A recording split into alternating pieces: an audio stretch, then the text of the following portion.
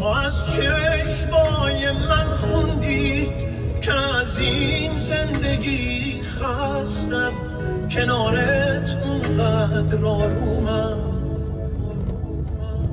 که از مرگ هم نمی ترسم. تنم سرده ولی انگار تو دستای تو آتیشه، خودت پلکامو میبندی و این قصه تموم میشه.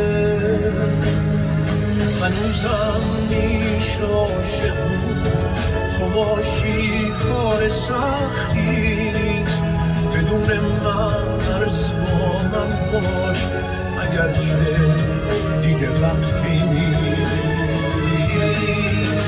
نبینم این دم رفتن